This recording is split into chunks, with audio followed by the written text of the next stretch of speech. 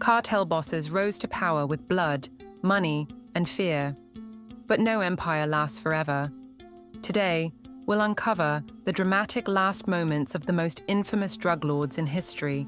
Stories so shocking you won't believe how they ended.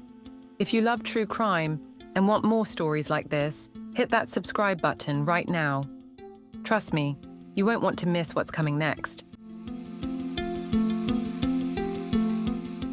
Antonio Ezequiel Cardenas Guillen, known as Tony Tormenta, took control of the Gulf Cartel after his brother's arrest. He commanded his own private army, Los Escorpiones, formed by ex-police officers trained in heavy weapons and brutal tactics. For months, Mexican Marines tracked him across Tamaulipas, but each time he escaped, protected by convoys and armored vehicles. On November 5, 2010, over 660 Marines surrounded downtown Matamoros. Roadblocks went up, cell service was cut, and gun battles erupted.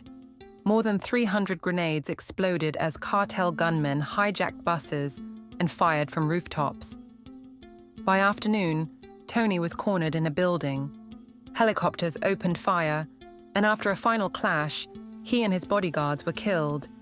His death weakened the Gulf Cartel, while Los Zetas celebrated and mocked their rivals.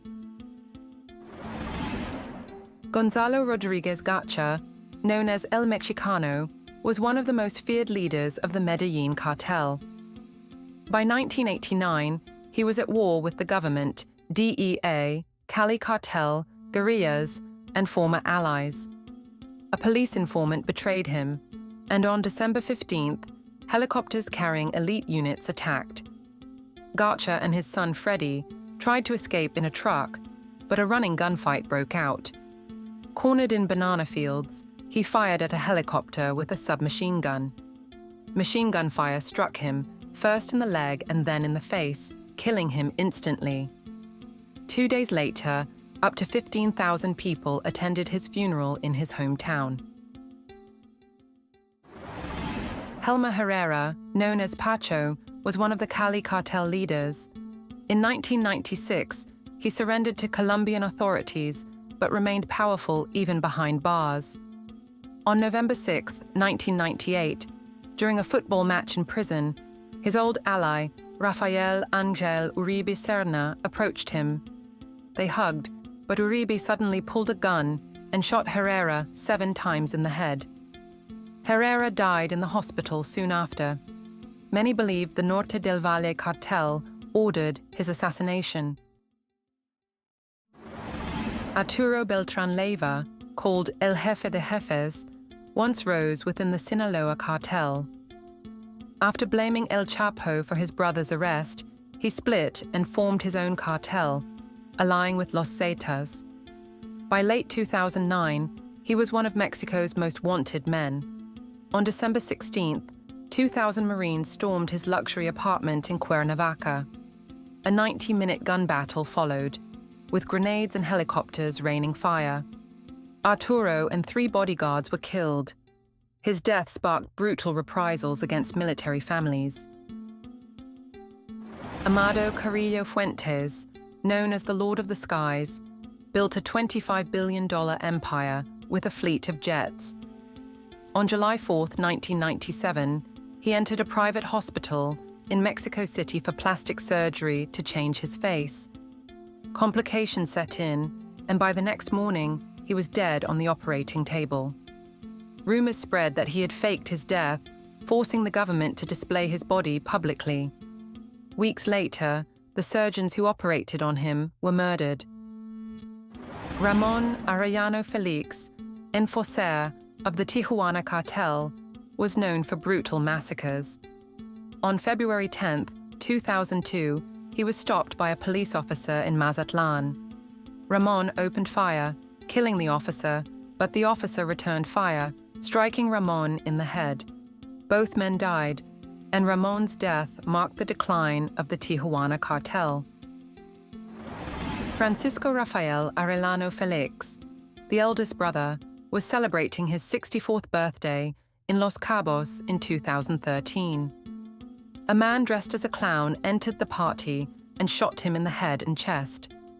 The assassin escaped, leaving behind chaos and unanswered questions about who ordered the hit. Heriberto Lazcano, co-founder of Los Zetas, was one of Mexico's most wanted men. On October 7, 2012, Marines engaged him in a shootout at a baseball game. Lazcano was killed, but his body was later stolen by armed men from a funeral home. His death cleared the way for Miguel Trevino to take over, though he was captured soon after. Griselda Blanco, the godmother of cocaine, reigned over Miami in the 1970s and 80s. She ordered hundreds of killings and popularized motorcycle drive-by shootings.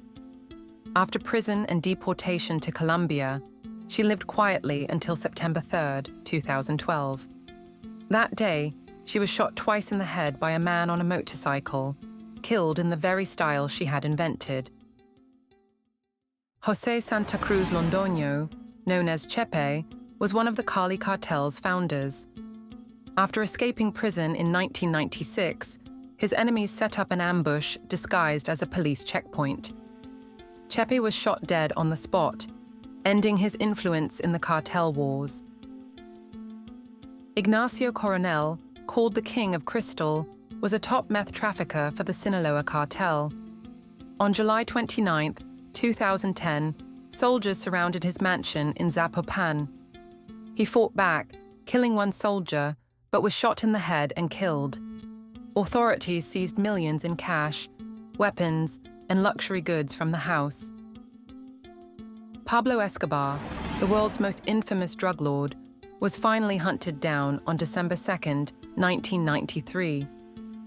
After a year on the run, police traced a phone call he made to his family in Medellin.